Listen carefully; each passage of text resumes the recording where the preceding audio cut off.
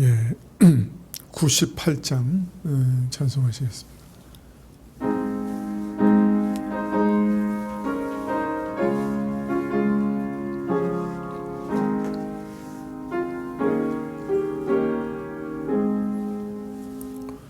주 예수 내가 알기 전 날 먼저 사랑했네.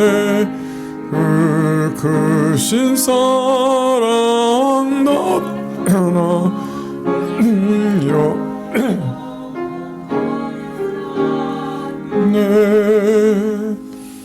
주 내 맘에 늘 계시고 나 주의 안에 있어. 저 포도비유 같으니 참 좋은 나의 친구. 내 친구 되신 예수님 날 구원하시려고 그 귀한 몸을 버리사 내 죄를 대속했네. 나 주님을 늘 믿으며 그 손을 의지하고 내 몸과 마음을 바쳐서 끝까지 충성하리. 내 진실하신 친구여 그 은혜 내려주사 날 항상 보호하시고 내 방패 되옵소서. 그 풍성한 참 사랑을 네 능히 끊을 소냐. 날 구원하신 예수는 참 좋은 나의 친구. 예, 533장 찬송하시겠습니다. 533장입니다.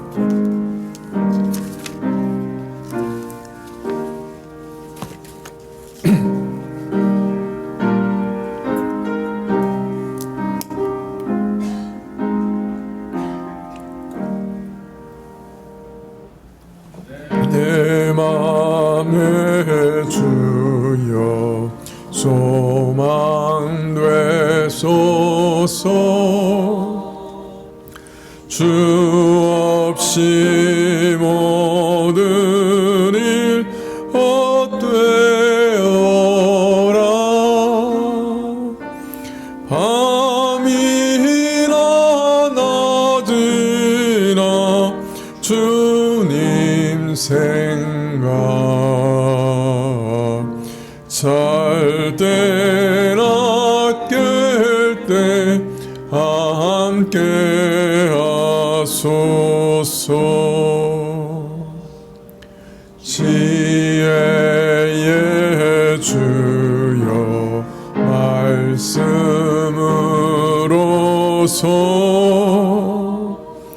언제나 내 안에 계십소서. 주는 내 아버지 나는 아들. 주 안에 내가 늘 살고 지고 세상 세상의 영광 눈앞에 없네. 언제나 주님은 나의 기억, 주님만 내 맘에 계시오니. 영원한 주님 참 귀하여라.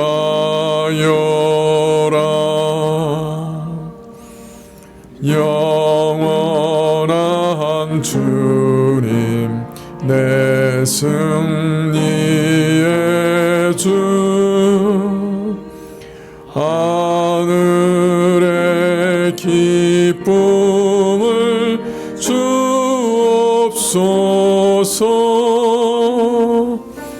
어떠한 고난이 닥쳐와도 만유의 주여 소망되소서.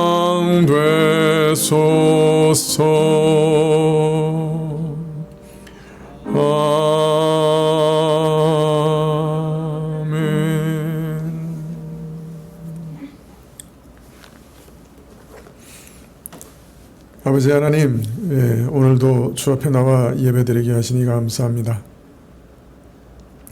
저에게 아주 겸손히 주님만 바라보며 온 마음으로 주님만 의지하는 그런 믿음을 가르쳐 주시기를 원합니다. 세상과 주를 함께 의지하거나 하나님을 의지한다 하면서도 자기 자신의 무엇을 의지하거나 또 다른 사람이나 다른 힘을 의지하지 않게 하시고 온 마음으로 하나님께 엎드려 하나님만 붙들고 의지하는 그 믿음을 우리에게 가르쳐 주시옵소서. 참 낮아지고 겸손해져서 주의 긍휼만을 구하며 하나님 앞에 엎드리게 하시고 주의 뜻 안에서 우리의 항상 선하신 것을 베푸시는 하나님이시오니 그 선하심을 베푸시기를 구하게 하시고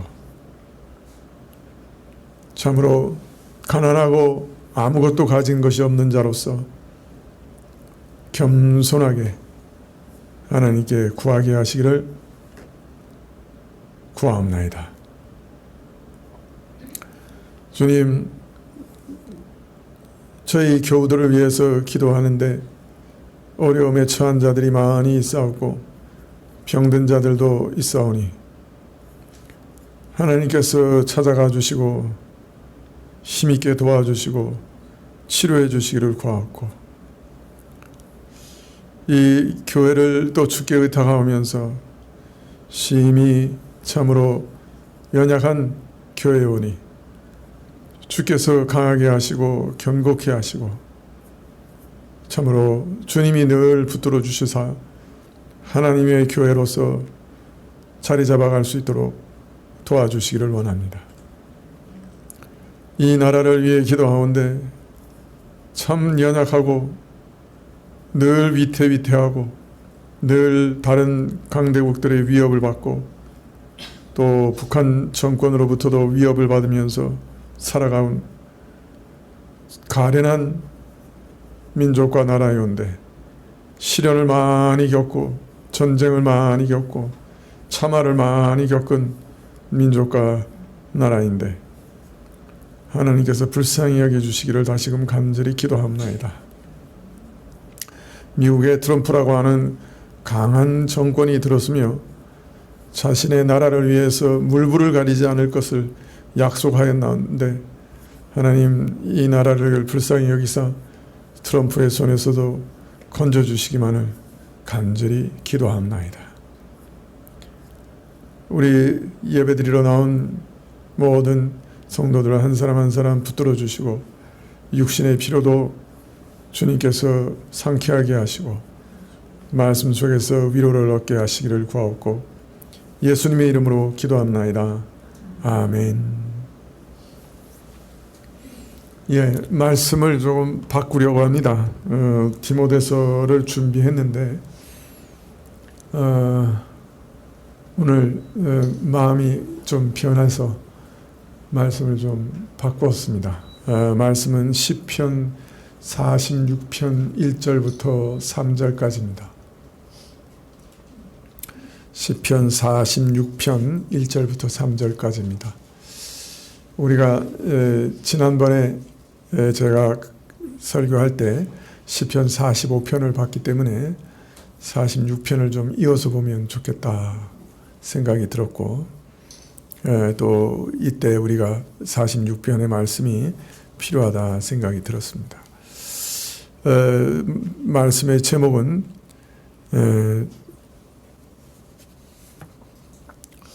환난 날에 만날 큰 도움이라는 제목입니다.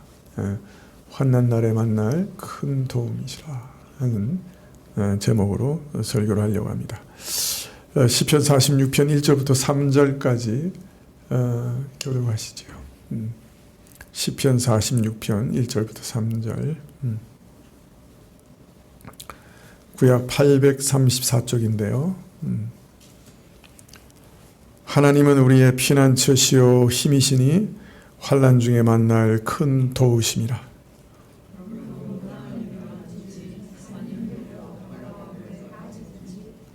바닷물이 흉용하고 뛰놀든지 그것이 넘침으로 산이 요동할지라도 우리는 두려워 아니하리로다. 아멘.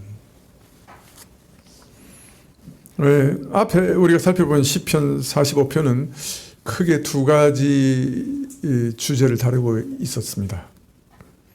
하나는 하나님께서 한 왕을 세우시되 그 동료들보다 뛰어나게 하신 것, 그것이 하나요. 두 번째는 그 왕이 신부를 맞이하는 내용이 그 두 번째였습니다. 그런데 이 왕에 대해서 서술한 내용들, 시편 45편 3절에 용사여 칼을 허리에 차고 왕의 영화와 위엄을 입으소서 이런 말이나 또 4절 하반절에 왕의 오른손이 두려운 일을 가르치시리이다.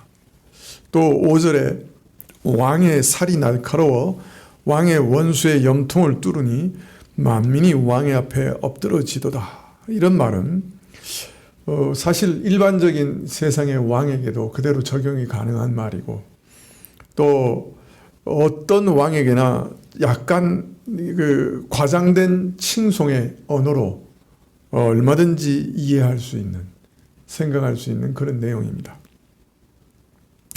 하지만 하나님께서 이 왕에게 기름을 부어 왕으로 세우시되 그 모든 동료들보다 뛰어나게 하셨다 하는 이런 말씀은 이 왕이 그저 이 세상의 일반적인 왕보다 훨씬 탁월한 어떤 왕이다 하는 것을 알리고 있습니다. 더욱이 그를 가리켜 시편 저자는 하나님이여 라고 호칭함으로써 그 신분이 신적 신분임을 직접적으로 알리고 있는 만큼 이 왕은 참으로 일반적인 차원의 그런 왕이나 신분이 아니라 매우 특별한 신분의 왕이다 하는 것을 짐작할 수가 있습니다. 말하자면 그는 어떤 왕과도 다른 매우 독특한 왕인 것이죠. 그래서 이처럼 하나님으로서 한없이 높으신 그의 신분이나 또 그가 받으신 왕권의 독특함을 생각하면 왕은 인생보다 아름답다 하는 말이나 주의 보좌가 영영하여 주의 나라의 권세, 홀은 공평한 홀이다 이런 말은 그저 이 땅의 왕으로서 최고 권력자로서 그의 권세와 영광을 미화해서 진술하는 그런 차원을 넘어선 매우 특별한 의미를 가진 내용이다 하는 것을 우리는 짐작할 수가 있습니다. 이런 신분과 영광에 합당한 인물은 평범한 인간 중에는 그 신분이 왕과 같이 아무리 비록 높다 할지라도 인생 중에는 합당한 인물을 찾을 수 없다 하는 것을 우리는 금방 알 수 있죠. 이런 특징을 고려하면 시편 45편은 인간 중에 어떤 특출한 인물에 대해서 말한다기보다는 모세가 출애굽기에서 언급했고 또 여호수아가 만났고 또 시편에서 계속 언급됐던 한 분, 특별히 하나님의 얼굴이라고 불리우신 그분에 대해서 언급하고 있다라고 생각해야 될 것입니다. 출애굽기 23장 21절에 보면 너희는 삼가 그 목소리를 청종하고 그를 노엽게 하지 말라. 그가 너희 허물을 사하지 아니할 것은 내 이름이 그에게 있음이라. 출애굽기에 보면 하나님이 어떤 분을 소개하고 있어요. 이스라엘 진 앞에서 이스라엘을 이끌어 가시는 분이신데, 근데 이분이 누구시냐?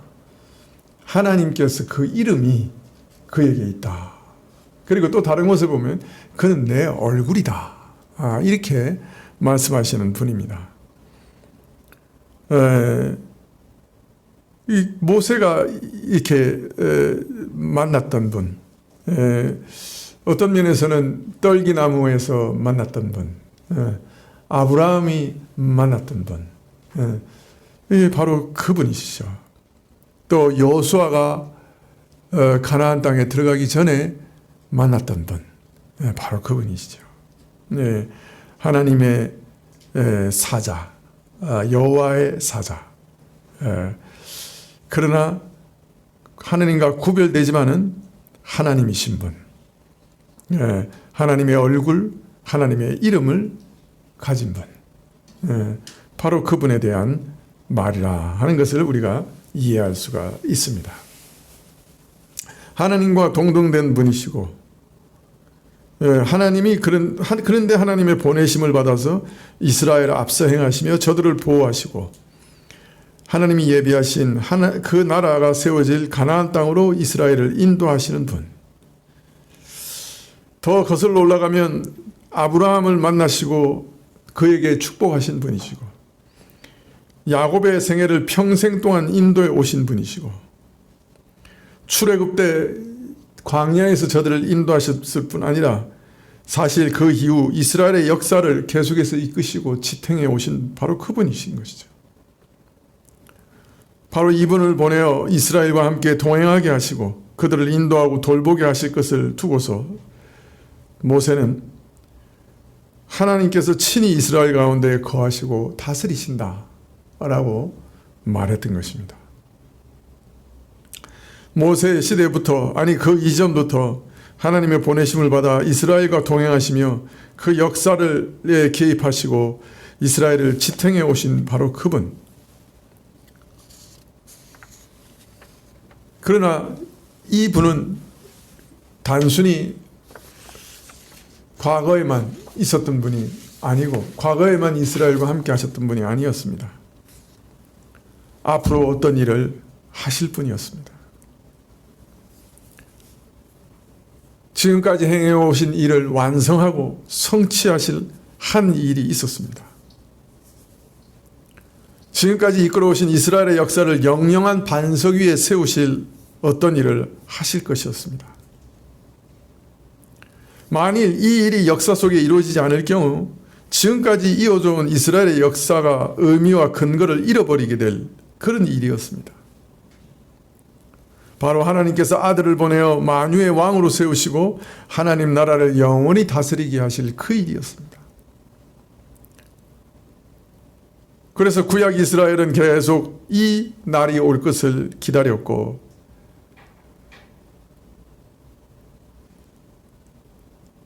역사 가운데 이 일이 성취될 것을 기다렸던 것이죠. 시편 45편은 바로 이 일을, 하나님의 얼굴이신 그분이 이 땅에 오셔서 그가 지금까지 행해오신 그 일을 온전케 하실 일을 소망 중에 바라보면서 미리 예언한 시편이라고 할 수 있습니다. 그가 이제 영원한 왕으로 이스라엘 가운데 등극하시고 그가 이제 하나님의 나라를 친히 다스리실 것을, 그래서 지금까지 이스라엘이 이분에게 경험해온 그 은혜로운 역사가 어떤 역사적 결말에 이르게 될 것인지를, 어떻게 성취되고 완성될 것인지를 시편 45편은 미리 예언하고 있는 것이죠. 그리고 시편 45편 후반부는 바로 이런 왕께서 그의 신부를 맞으시는 일을 또한 적고 있습니다. 하나님의 교회를 그의 신부로 맞아 그가 베푸시는 온갖 영광과 은혜로 아름답게 담장케 하고 또 그 신부를 심히 기뻐하시는 것을 드러내실 것을 비유적으로 알리고 있습니다. 왕이 그 신부를, 그 교회를 맞이함으로 그 교회가 얻게 되는 새로운 신분의 영광스러움에 대해 말하기를 내 백성과 아비집을 잊으라고 할 만큼, 그리고 그 영광이 아름다워 왕이 너의 아름다움을 사모하실 것이라고 할 만큼 신부는 그 신랑으로 인해 큰 영광과 아름다움을 얻게 될 것입니다. 그래서 내 과거의 혈통과 신분을 다 잊으라고 했던 것이죠. 왜냐하면 신부가 얻게 될 새로운 신분과 영광은 과거의 것과는 비교할 수 없는 것이 뛰어난 것이었기 때문이죠. 새로운 신분, 그것은 그리스도 안에서 얻을 새로운 영적 혈통이요, 완전히 새로운 사람이 되고 영생과 또한 하나님의 자녀로서의 복을 누리게 되는 은혜였습니다. 그렇기 때문에 이러한 은혜를 얻은 사람은 과거의 모든 것들과 단절될 수밖에 없기 때문에 내 백성과 내 아비집을 잊으라고 하셨던 것이죠.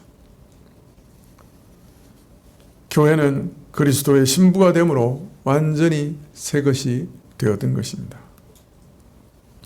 그러므로 우리는 시편 45편 1절에 내 마음에서 좋은 말이 넘쳐 왕에게 대하여 지은 것을 말하니 내 혀는 필경의 붓과 같도다 하고 감격스럽게 표현한 것을 능히 이해할 수 있습니다. 비록 세속사를 빌어 솔로몬의 왕권과 영광을 빌려 오실 메시아에 대해 예언하고 있지만은 이 시편 기자가 깨달은 그 비밀이 너무나 놀랍고 기이한 일이었기 때문에 감격할 수밖에 없었던 것이지요. 오늘 시편 45편은 시온의 왕으로 계신 하나님께서 그 백성을 위하여 피난처가 되어주시는 은혜에 대해서 말하고 있습니다. 그런데 시편 45편에는 메시아께서 왕으로 세움받으시고 그의 신부를 맞이하는 내용을 다룬 만큼 하나님께서 그 백성의 피난처가 되어주신다는 시편 46편은 45편과는 큰 관계가 없는 것처럼 여겨지기 쉽습니다. 그러나 시편 45편이 어떤 평범한 왕에 대해서 말하는 것이 아니라 그 신분이 하나님이신 특별한 왕에 대해서 말하고 있으며 그 왕의 통치에 대해서 말하고 있다는 것을 감안하면 사실 시편 45편과 46편은 별다른 시가 아니라 둘이 긴밀하게 연결되어 있다고 하는 것을 금방 깨달을 수가 있습니다. 즉 시편 46편도 45편과 마찬가지로 메시아의 통치에 대해서 말하고 있고 바로 그 통치 중에 환난 중에 그 백성을 구원해 주시는 그러한 아름다운 통치가 있다고 하는 것을 알리고 있다 하는 것을 우리는 알 수가 있습니다. 메시아께서는 바로 그 신분이 하나님이시기 때문에 하나님께서 시온에서 통치하신다 하는 말이 그 메시아에게 적용하는 것이 어렵지 않은 것이죠.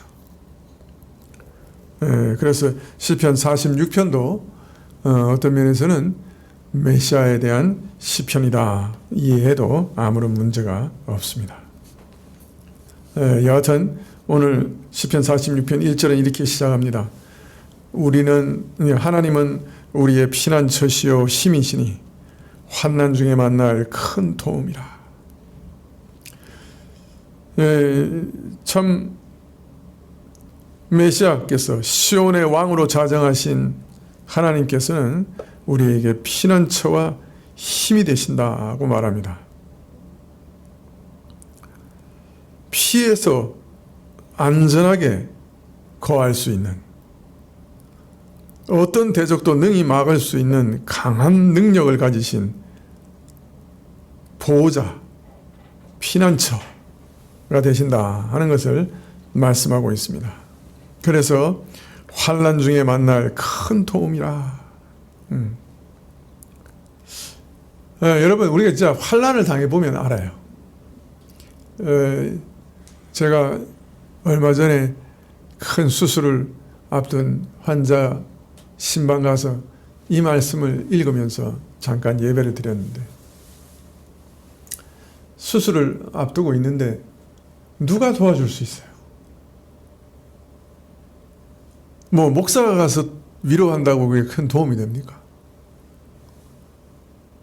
의사가 내가 잘 해줄게 라고 말한다고 하는 것이 진짜 도움이 됩니까? 위로가 됩니까? 그런데 진정 도울 수 있는 분이 계시잖아요. 그죠? 진정 도울 수 있는 분이 계시더라고요. 누구예요? 우리 하나님이시죠. 하나님만이 어떤 면에서는 우리의 진정한 도움이 되세요. 어려운 일을 당해보면 알아요. 아, 사람이 나를 도울 수가 없구나. 사람이 이게 다 해줄게 그렇게 장담해도 그 장담한 사람도 못할 때가 많아요. 그렇지 않습니까? 진짜 도움은 어디에도 없더라. 환난을 당하면. 애가 아프면 부모가 대신 아파줄 수 있습니까?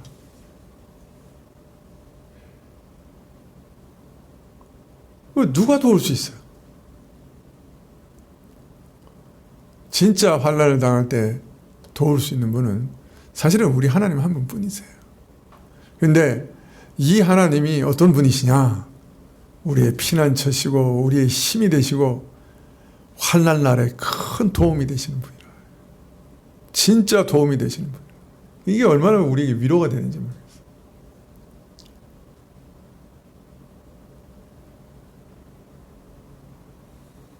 네, 수술 받는 사람을 붙들고 그래서 이렇게 얘기했습니다. 하나님께서는 정말 도움이 되시는 분이시니까, 환난 날에 큰 도움이 되시는 분이니까, 진짜 도움은 하나님으로부터 오는 것이니까 우리 같이 기도하십시다.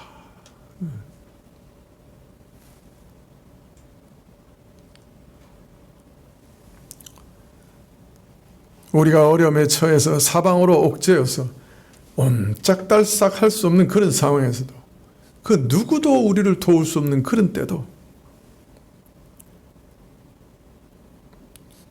이제는 참 아무것도 할 수 없다. 이게 포기해야 되겠다. 그냥 손을 놓고 주저앉을 때도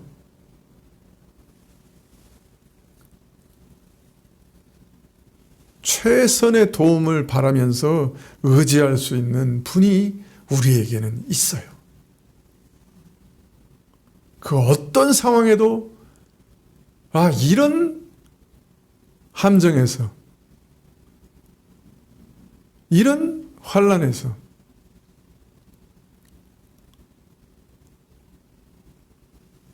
참 이런 구렁텅이에서 또 건져주실 수 있을까?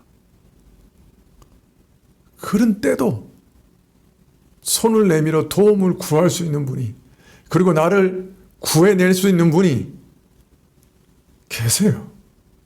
그분이 바로 우리 하나님이죠. 우리 메시아 그리스도시죠. 그러므로 우리는 낙심하지 않을 수가 있죠. 어떤 상황에도 낙심하지 않을 수가 있죠. 왜요? 도움을 구할 때가 있으니까요.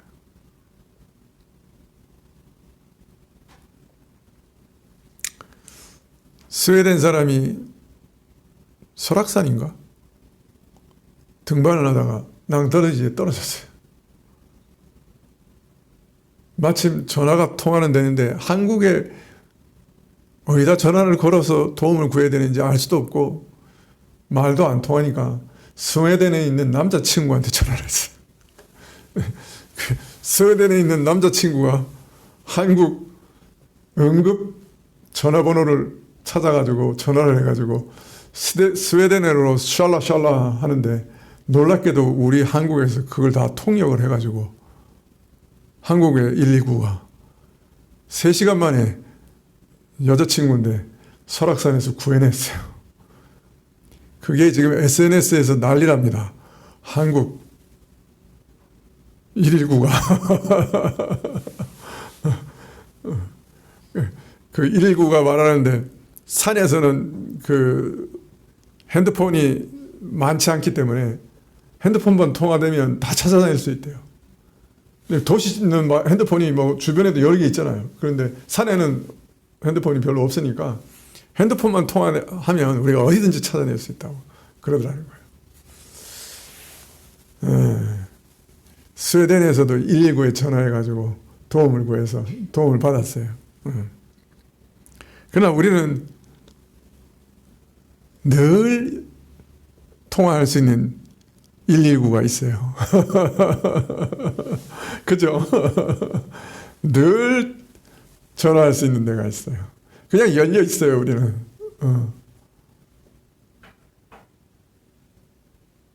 어렵고 고통스럽고 환난 가운데서도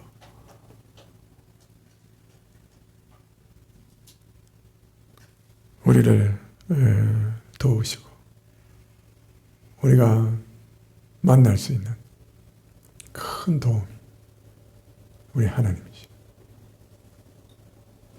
믿으시기 바랍니다. 예, 환난 중에 만날 큰 도움이시라. 늘 마음에, 이게 우리 119 번호예요. 예? 이게 우리 응급 번호라고요. 환난 중에 만날 큰 도움이시라. 예. 늘 적어 놓으세요. 119 대신에 이걸 적으면 돼요, 우리는. 환난 날에 만날 큰 도움이시라.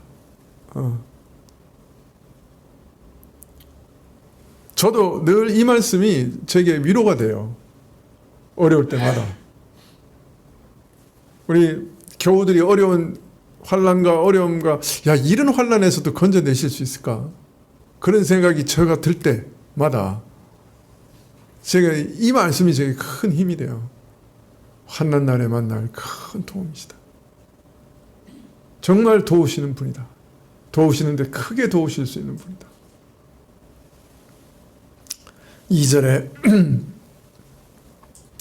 그러므로 땅이 변하든지 산이 흔들려 바다 가운데 빠지든지 바닷물이 흉흉하고 뛰놀든지 그것이 넘침으로 산이 요동할지라도 우리는 두려워 아니하리로다. 여러분, 땅이 흔들리는 것 보셨어요? 사실 우리가 발 딛고 사는 이 땅이라고 하는 것은 가장 신뢰할 만하고, 그죠? 안 흔들리고, 그죠? 견고하고, 뭐 이런 것을 상징하잖아요. 그죠? 물론 일본에 사는 사람들은 좀 생각이 다를 거예요. 제가 일본에 여행에 가서 총무 때 일본의 대회, 일본 장로교 대회에 참여하려고 갔었는데, 그 호텔에서 아침에 일어나서 2층인데요. 면도를 이렇게 하고 있는데 갑자기 제가 배를 탄 것 같은 거예요. 이게 출렁출렁해요. 면도를 하고 있는데 마치 내가 배 위에서 면도를 하는 느낌이 들더라고요. 그게 보니까 지진이야. 땅이 출렁출렁해요. 저는 뭐 처음 겪는 거니까 그게 뭔지 몰랐죠. 내가 왜 배 위에서 면도를 하는 것 같아? 땅도 출렁거리긴 해요. 그렇지만 이 땅이라고 하는 거는, 그죠? 보통은 출렁거리지 않잖아요. 견고한 거잖아요. 그죠? 그래서 우리가, 막 땅에 발을 붙이고 든든히 섰다. 뭐 이렇게 표현도 하고, 그죠? 예. 자, 그런데 이런 땅이 변해요. 제자리에서 벗어나요. 이런 거는 사람이 경험하거나 상상할 수 있는 재난 중에 가장 심각한 재난일 거예요. 가장 위험한 위기일 거예요. 우리 모두가 땅에 발을 딛고 사는데 발을 딛고 사는 땅이 그 터전이 제 마음대로 막 움직여요. 어느 것도 안전할 수가 없죠. 그죠? 그러고 보면 일본 사람들 되게 불쌍한 사람들이에요.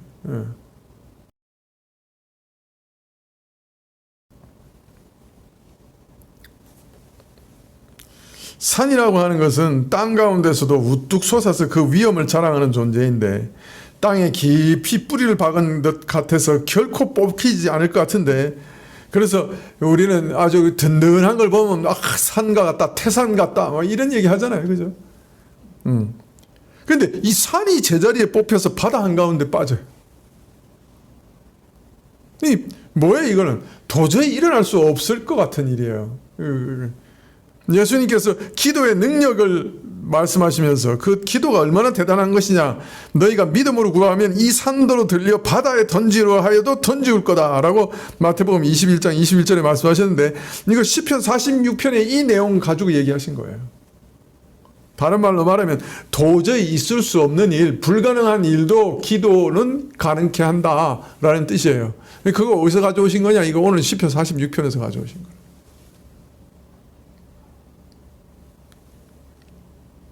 사람이 상상할 수도 없는 재난을 말하는 거죠. 바다는 참 깊어서 웬만한 일로는 뒤집어지지 않는, 그런데 이 거대한 바다가 굉음을 내면서 뒤집어지고 막 거품을 내고 막 끌어오른다고 하면은 그건 참 누구도 감당할 수 없는 격변이라 그렇게 말할 수 있을 겁니다. 그래서 이 종종 선지서 같은 경우에는 이 바다가 요동하는 것, 이거를 전 세계의 그 정치적인 격변을 상징할 때 이런 표현을 쓰죠.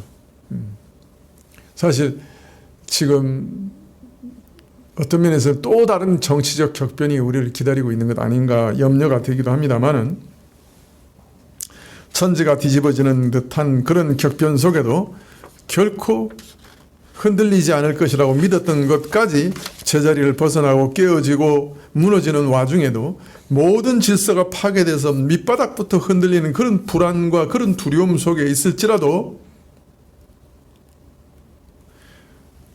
두려워하지 않을 수 있다. 신자는 두려워하지 않을 수 있다.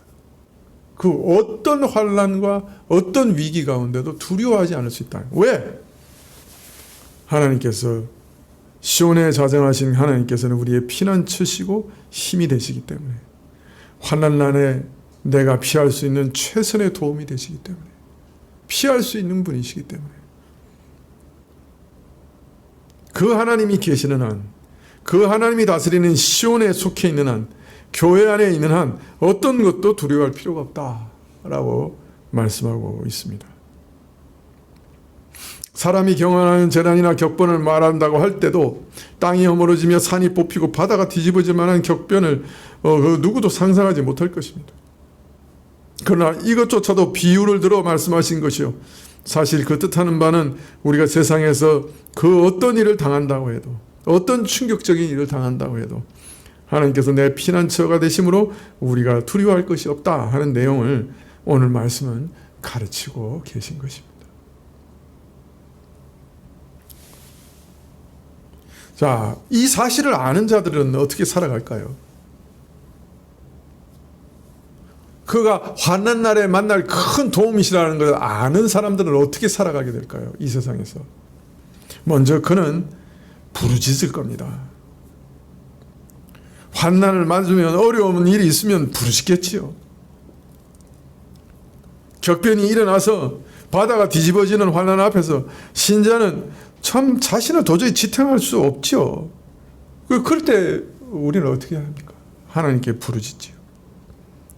환난 날에 만날 큰 도움이시요, 유일한 도움이시요, 진정한 도움이신 것을, 하나님께서 바로 그런 도움이신 것을 분명히 알기 때문에, 그리고 분명 내 기도를 들으시리라는 소망이 있기 때문에 사실 그 환난도 꺾지 못하고 그 어떤 대적도 꺾지 못하고 하나님을 향하는 우리 기대감을 무너뜨리지 못할 겁니다.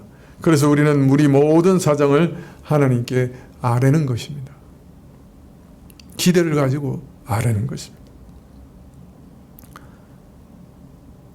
나는 아무것도 할 수 없지만은, 이 환난 가운데 정말 손가락 하나도 까딱할 수 없지만은 하나님은 하실 수 있으며 하나님께서는 친히 하실 것이라, 이런 믿음을 가졌기 때문에 우리 마음을 짓눌러 파괴하고 무너뜨리려고 하는 강력한 대적이나 큰 환난 앞에서도 좌절하고 절망하는 것이 아니라 오히려 더욱 하나님께 달려가고 더욱 하나님께 매어 달리는 것입니다. 신자는 하나님께서 우리의 큰 도움이 되신다고 하는 것을 아는 신자는 아무리 어려운 환난 앞에서도 믿음이 꺾이지 않고 기대감이 꺾이지 않고 하나님께 매어 달릴 수 있습니다. 제 목회 인생을 이렇게 앞으로도 걸어가야 할 인생이지만 돌아보면, 야, 하나님께서 이런 함정에서도 건져내실 수 있을까?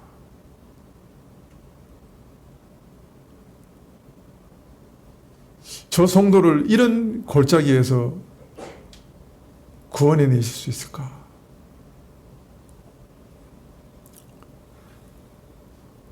기대감이 없어요. 그러면 기도가 안 나오죠. 그런데 참 하나님이 누구시지? 다시 생각하고 나가서 기도하면 참 놀라워요. 어떤 방식을 써서라도, 어떤 때는 좀 시간이 걸린다 해도 깊은 웅덩이와 참 사망의 음침한 골짜기에서 하나님이 건져내시더라고요.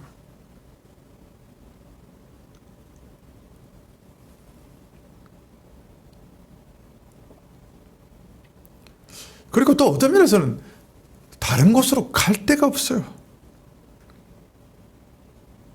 내가 내 힘으로 한번 견뎌내 볼 수 있겠다, 한번 이겨볼 만하다 여겨지면, 이거 내가 좀 내 힘으로 해볼까, 아니면 하나님께 기댈까, 갈등이라도 생기겠지만은 아예 감당할 수가 없는데요.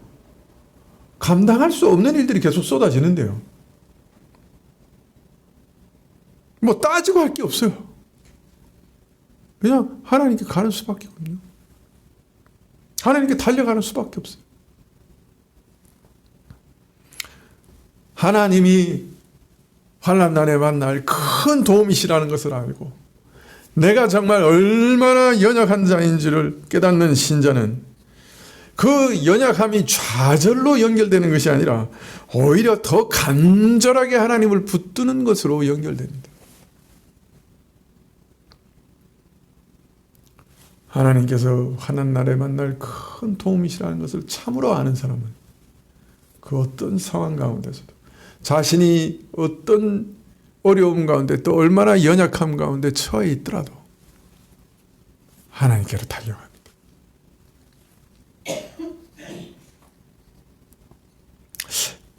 자, 그런데요, 또 사실은 이렇게 연약해서 늘 하나님께 겸손하게 엎드려 하나님을 붙들고 살지만은 또 그 내면은 매우 강해요.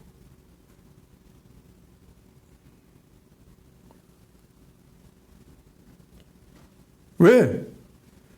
주는 나의 피난처고 나의 힘이시기 때문에. 하나님은 나같이 연약한 자도 피할 피난처시고 나같이 연약한 자도 보호하실 능과 힘을 가진 하나님이시니까, 나같이 연약한 자도 강하게 붙들어 주시는 힘을 가지신 하나님이시니까 환난 가운데 보호하실 것이고 대적 앞에서도 반드시 지켜주실 것이고 이 어려운 일을 해결해 주실 것이다 하는 내면적인 강함이 신자에게는 있는 거예요.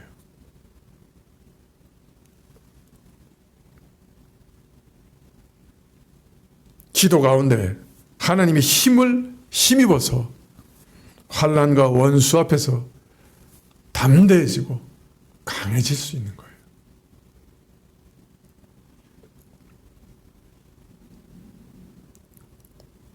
교회를 목회하면서 목사부터 무너져 버리면 어떻게 되겠어요? 큰일 나겠죠. 그러니 강해질 수밖에 없어요. 그러나 이거는 스스로 담대하고 강해지는 거하고는 그 성격이 다른 거예요.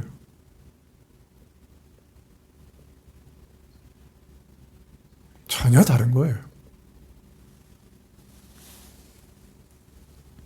일반 세상 사람들이 강해지는 것과는 달라요. 자기 힘을 믿고서 자기 재주와 능력과 지혜를 믿고서 이렇게 막 강해지는 것, 그거 아니에요. 자신감을 가지고 아니에요. 그런 사람은 항상 다른 사람을 멸시하는 속성이 그렇죠. 그리고 오만한 그런 성향을 없앨 수가 없어요. 이게 강한데 이런 세상에서 강한 사람들은 다른 사람을 없이 여겨요. 멸시해요. 그리고 자기 강함을 자랑해요. 그러나 신자가 강하다고 하는 것은 그것과 전혀 다른 거예요. 신자의 강함과 용기는 자신에서 나오는 것이 아니고 자신의 무엇에서부터 나오는 게 아니고 하나님 그분에서 나오기 때문에 솔직히 말하면 강하신 하나님을 의지하는 거기서 나오는 것이기 때문에 누구보다 강하고 담대하지만은 그 강함은 항상, 그 용기는 항상 겸손한 강함이요 겸손한 용기예요. 사람들이 알아요. 아, 저 사람 정말 강하구나. 흔들림이 없구나. 그러나 그거는 세상의 강함하고는 전혀 다른 거예요. 내가 내 것 가지고 강해지는 게 아니기 때문에 하나님이 나와 함께 하신다. 하나님이 나를 붙드신다. 하나님이 나를 구원하신다. 하나님이 나를 도우신다 하는 믿음 때문에 강한 것이니 어찌 교만할 수가 있겠어요. 지극히 겸손하죠. 겸손하려고 일부러 애쓰는 것이 아니에요. 그냥 겸손할 수밖에 없어요. 하나님이 나를 놓는 순간에 나는 정말 그죠? 처박힐 거니까 구렁텅이에. 그렇지만 하나님이 나와 함께 하신다 하는 그 사실을 믿고 나아가는 그 순간에는 그 누구보다도 강하죠.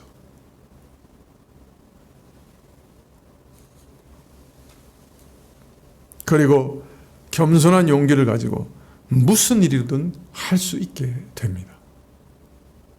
이것이 하나님이 나의 피난처시고 나의 힘이시다 하는 것을 믿는 사람의 삶의 모습이에요. 앞으로 나보다 목회를 해야 할 시간들이 많이 남아있는 분들이 여기 계신데 제가 해드리고 싶은 말은 이거예요. 주님 안에서 강하셔야 돼요. 그러나 그 강함은 세상의 강함과는 전혀 다른 거지. 하나님이 내 편이시다. 하나님이 내 힘이시다 하는 것을 믿는 겸손한 강함이에요.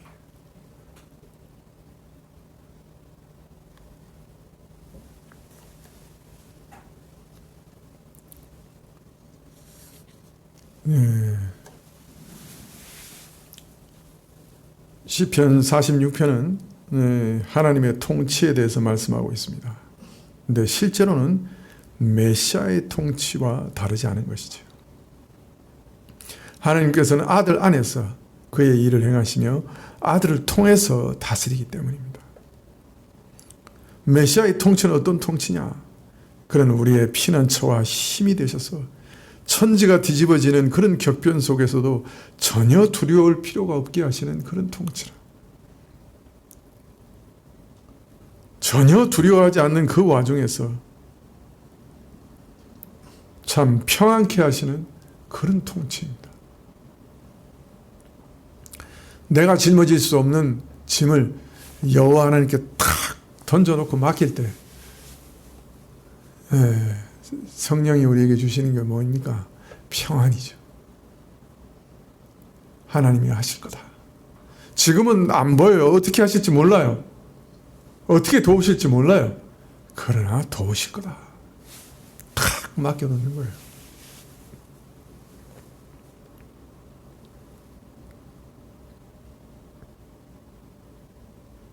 우리 선배 목사님들한테 제가 그런 걸 많이 배웠어요. 총무로서 같이 일하면서도 어떤 때는 정말 모든 일이 탁 막히는데 한 번은 총회를 개최해야 되는데 시골에서 올라오신 분들은 다 이제 호텔에 묵으시거든요. 이제 인천 지역인데 마침 우리 총회하는 날과 인천 아시안 게임을 하는 날이 겹쳤어요. 호텔 예약을 다 해놨는데 인천시청에서 아시안 게임 한다고 호텔을 다 비우라고 하거든요. 1년 전에 예약해놨는데 그 예약이 다 없어졌어요. 제가 항상 총회 끝나면 바로 예약을 했거든요. 그런데 그 1년이 지난 1년 다 바로 눈앞에 이제 그때가 아마 한 6월 달쯤 됐을 거예요. 6월 달쯤 됐는데 아시안 게임 하면서 그냥 다 취소돼 버린 거예요. 3달밖에 안 남았는데 어디서 호텔을 구합니까? 근데 그 소식을 미주 한인 총회 참석하면서 들었어요. 계속 전화를 할 수도 없고 전화비는 엄청나고 이게 동동동동 하고 있는데 총회장분이 같이 간 총회장분이 이렇게 얘기하시더라고요. 박 목사 염려하지 마.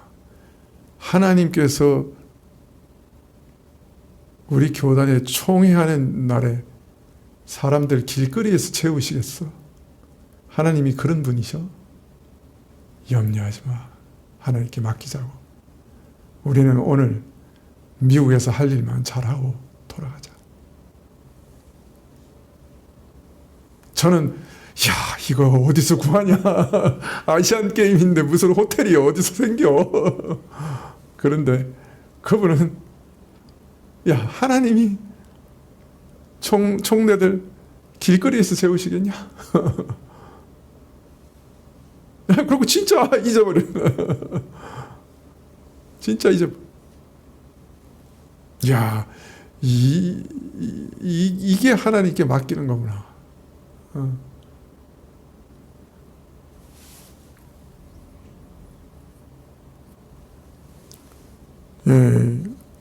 우리 메시아, 우리 그리스도, 우리 예수님의 통치는 우리로 두려워하지 않는 가운데서 아무리 큰 위험과 격변 가운데서도 우리 마음에 평안을 주시는 통치예요. 그래서 오늘 이제 끝나고 444장을 내가 찬송 부르려고 그러는데 그 찬송 중에 예수가 거느리시니 즐겁고 평안하구나 하는 그런 가사가 나옵니다. 예수가 거느리시니 즐겁고 평안하구나. 그리스도께서 다스리시는 곳은 참으로 평안하구나.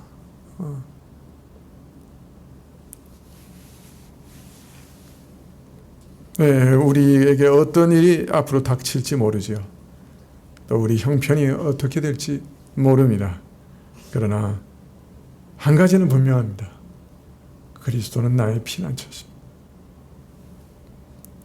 그 와중에도 우리를 평안 가운데 인도하시는 왕 중 왕이십니다. 기도하시겠습니다.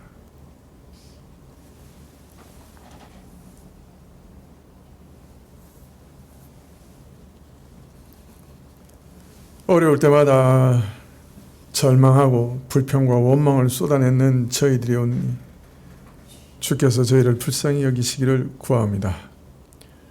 그리스도의 통치를 우리 마음에 허락하셔서 평안을 주시고 주께서 피난처가 되시니 두려울 것이 없다 하시는 이 말씀이 우리 마음을 지키게 하옵소서.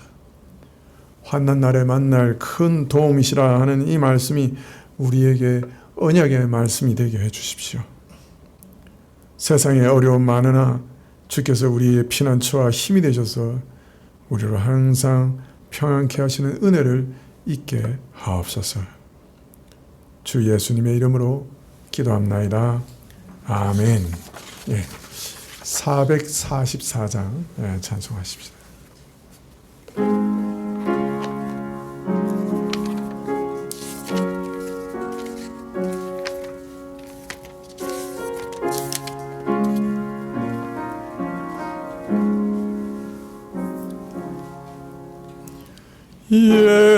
예수가 거느리시니 즐겁고 평안하구나. 주야의 자고 깨는 것 예수가 거느리시네. 주 날 항상 돌보시고 날 친히 거느리시네. 주 날 항상 돌보시고 날 친히 거느리시네.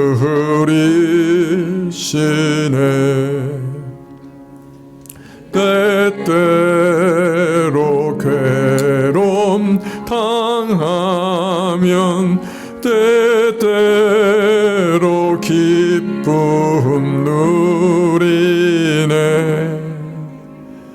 풍파 중에 거느리고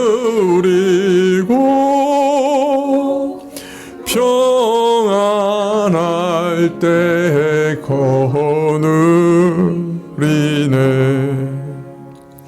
주 날 항상 돌보시고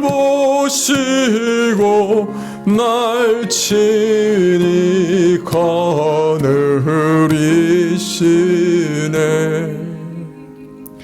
주 날 항상 돌보시고 날 친히 거느리시네.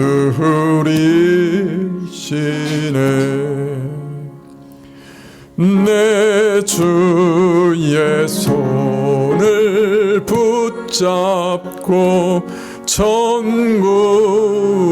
올라가겠네.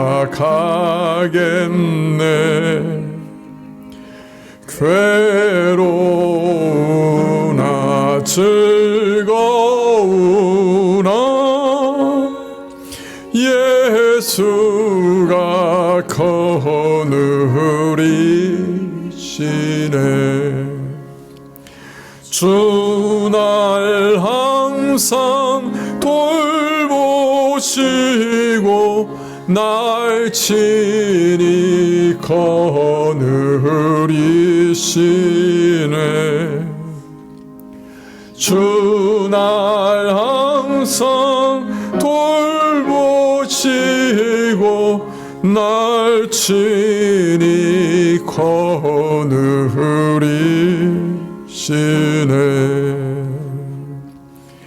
이 세상 이별할 때에 지옥의 권세 이기네. 전국에 있을 때에도 예수가 거느리시네.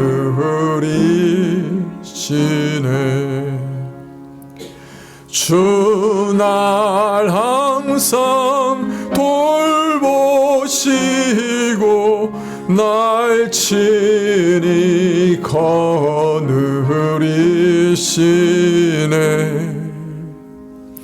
주 날 항상 돌보시고 날 친히 거느리시네.